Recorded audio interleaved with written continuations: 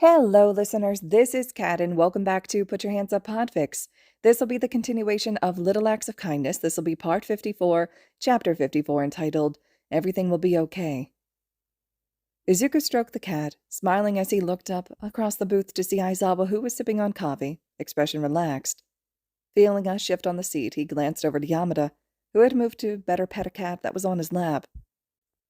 Reaching forward, he grabbed another jelly packet. Aizawa had given him a few jelly packets after Izuku had finished crying, and then the teacher tried to give him the Cat Cafe gift card back, but Izuku didn't accept it back, so the teacher had chosen to spend it all on them.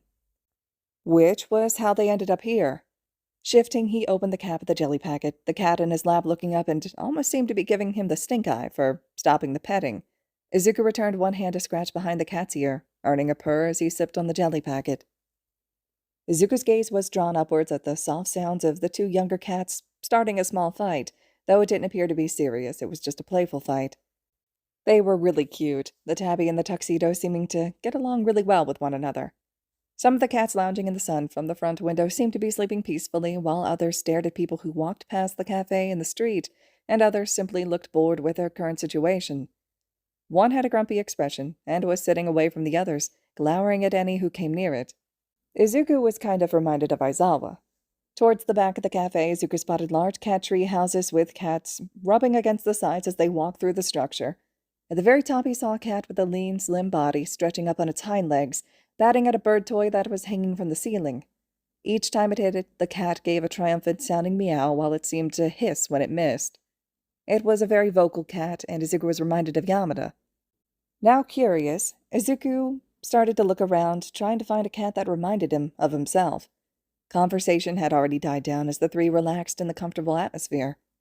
He didn't have anything he wanted to say, and Aizawa was doing some sort of paperwork while he sipped on his beverage. Izuku finished the jelly packet and placed it on the table. Finding his backpack, he dug out one of his notebooks, deciding to write down a few small notes about his quirk and some thoughts he had on his mind so he didn't forget. Well, without anything incriminating about one for all. Bonding. Bond with a person when I trust them. Quirk gives me trust issues, except with family members and those I break bonds with. I can break forming bonds with a person so I don't copy their quirk. I have a limit to the amount of bonds I can form, currently 6. Does it alter quirks in any way? Can someone I'm bonded with use one of my other quirks? If the bonded person dies, do I keep the quirk? Though there's no way to test this. Superpower. Gives increased strength. If I use more than my body can handle, I'll break my bones. I need to train my physical body to handle more. Does the bone breaking only apply if I don't spread the power out? Can I use a concentrated amount on a limb without breaking it if I use a low enough power level? Spreading the power out prevents me from breaking my bones, but can I raise the power limit by just holding the power, not doing anything? Electric defense. Lets me create an electric barrier between my hands. It can only be as big as I can spread my hands. Has an internal battery that gets depleted.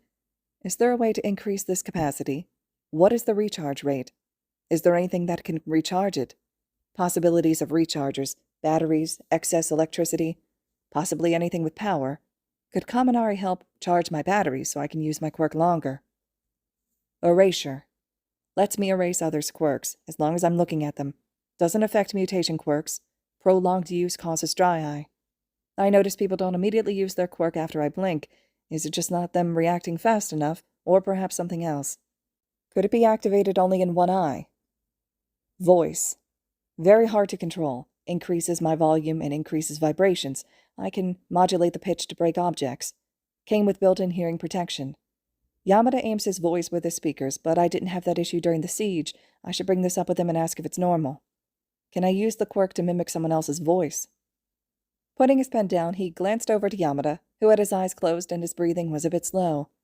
Hesitantly, he reached over and tapped the English teacher. Green eyes opened and looked at him. "What's up, little listener?" "I have a couple questions," Izuku said. "Hit me with 'em," Yamada said, flashing a grin.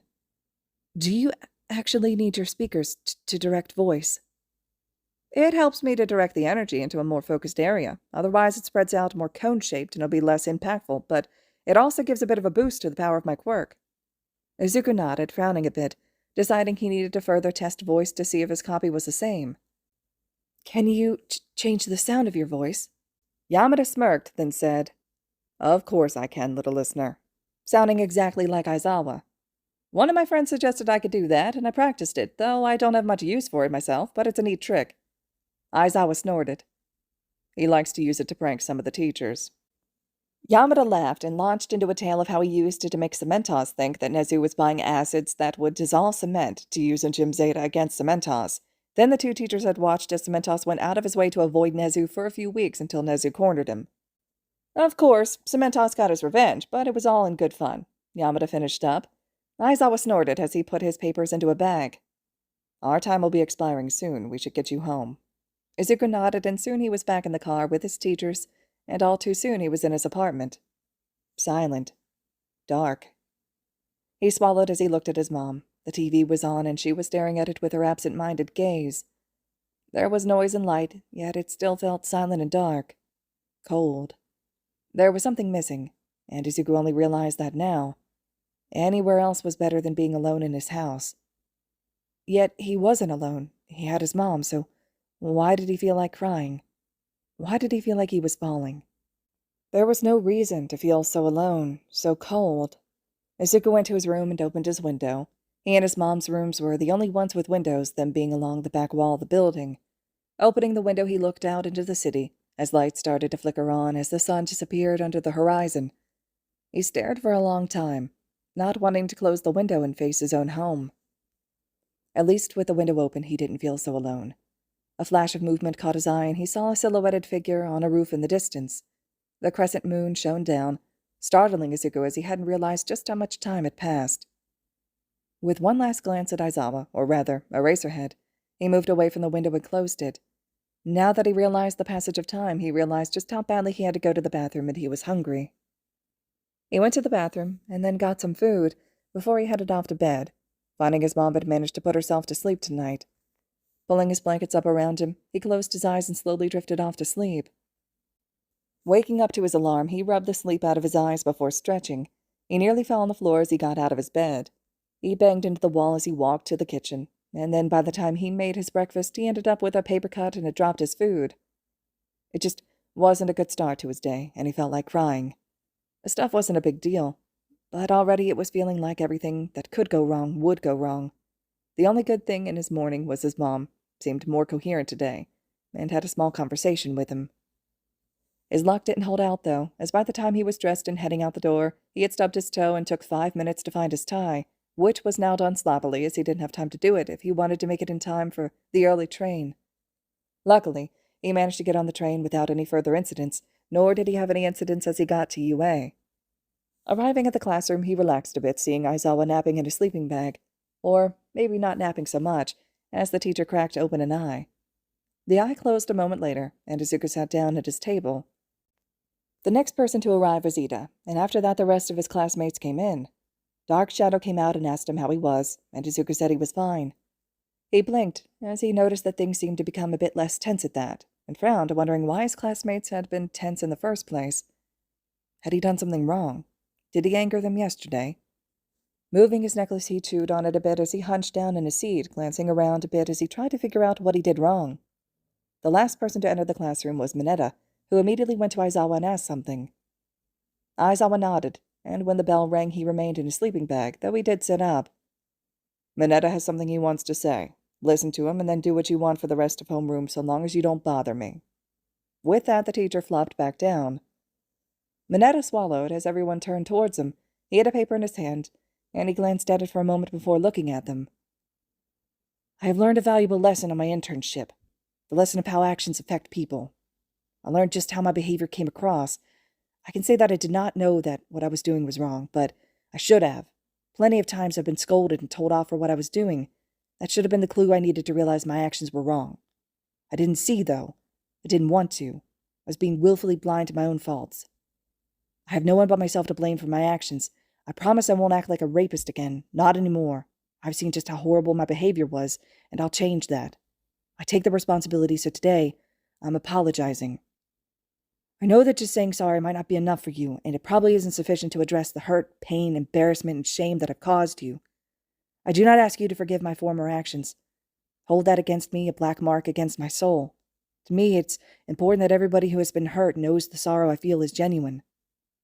There's no excuse, nor should there be any tolerance for anyone who violates others in a sexual or demeaning way. I've done that, and when I blatantly groped the girls in our class, and when I've made comments on their bodies, I've acted in a way that violates my obligations as a hero in training. I've violated what should have been common sense of what is right and wrong.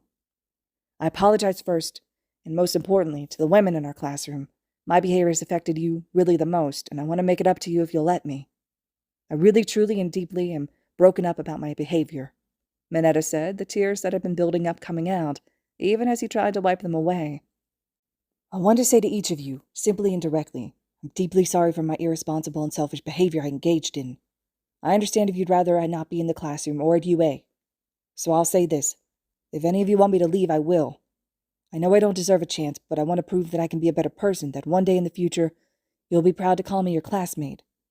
I know I have a long road ahead of me, even if that road is at another school, but I truly want to do what is best for the students in our class. Shuffling his feet, the short boy gave a deep bow in front of the class and held the position for 5 seconds before standing back up and moving to his seat. As the boy moved, a clap was heard. A long pause, then another clap, and another. Izuku turned to see that it was Jiro who was clapping. She gave a small nod and lips turned up a bit. That took some balls, she commented before pulling out some paper from her bag. He looked at the other girls, seeing them exchange looks, and he wondered if Manetta would be staying or if the girls would rather him move to a different school. The girls said nothing for the rest of homeroom period, and as Yamada came in, Izuku let the matter fade from his mind. All right, listeners, this concludes Chapter 54 of Little Acts of Kindness. Chapter 55 will be up next. Hope you all are still enjoying this one, and as always, thank you so much for listening.